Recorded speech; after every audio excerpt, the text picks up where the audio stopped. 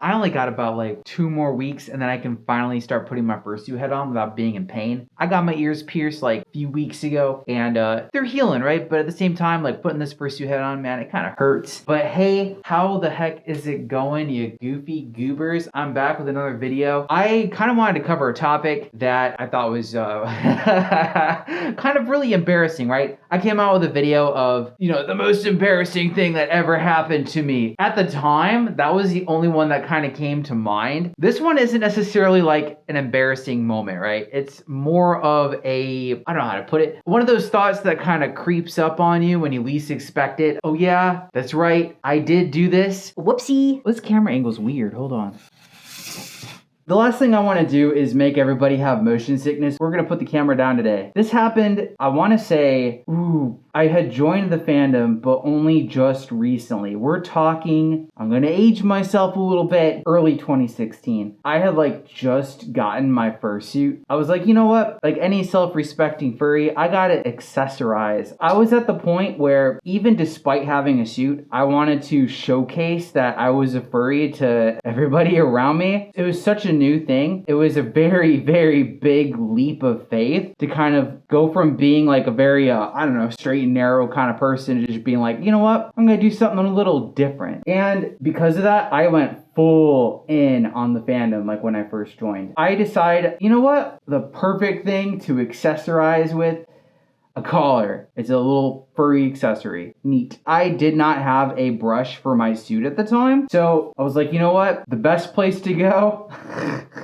Freaking PetSmart, man. I went to PetSmart. I was like shaking in my boots, right? Despite the fact that I wanted everybody to know I was a furry, I was still afraid to kind of make that trip. So I end up at PetSmart of all places. A place I've been to quite a few times. I've had dogs growing up. I've been in there before. And even when I didn't, I would still go and look at the fish. So I'm no stranger to walking into these stores. But I've never gone into one of these stores for an accessory that's not for a dog.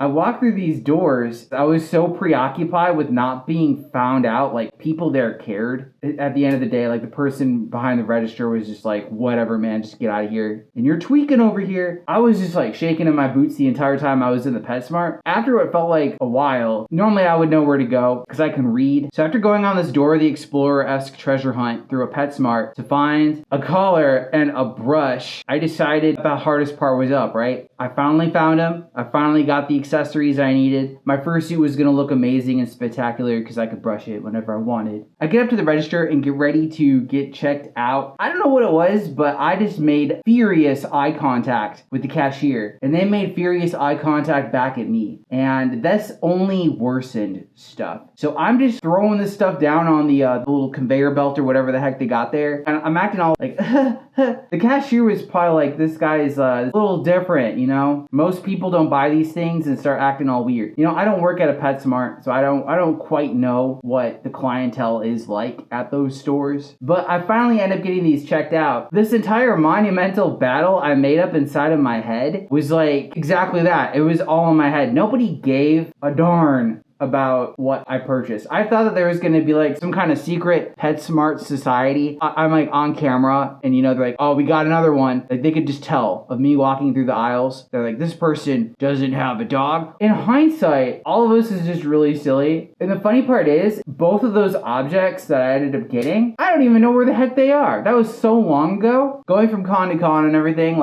unless you take a very big inventory of everything you have, things tend to get lost. I don't know, it's just kind of one of those little silly stories. If you have the option to get a fursuit brush, if you have a lot of social confidence in getting some of these accessories, by all means, go ahead and pick it up at an actual big box store or whatever. But you could also just go online and order them. You don't have to go through what I went through. I really kind of wish I thought of that, of getting a brush before I went to the pet store. My deepest fear was that the cashier would be like, large dog you got there, right? And my first reaction would be, yeah, it's me. That just lives rent-free in my head. But yeah, I hope y'all have a great rest of your week. Shep's out for this entire week. It's literally just me. Rather than go stir crazy, I'm gonna go ahead and edit some stuff. I hope y'all have a great rest of your week. If you like this video, this little short, goofy little story, feel free to give it a thumbs up and I don't know, maybe consider subscribing. And I'll see all of you on the next video. Yeah! Goodbye. Oh my goodness, I'd like to give a huge thank you to the following Gold Egg patrons: Ashira Pony, Funtime Wolf, Cinder Kitten, Apollo Bunny, Dynamo, DH, Emerith Cantonine, Eoric Bernison, and Moodle. And a huge thank you to all my other patrons and supporters as well. If you'd like to consider becoming a patron, check me out on the link above. Oh my goodness, thank you.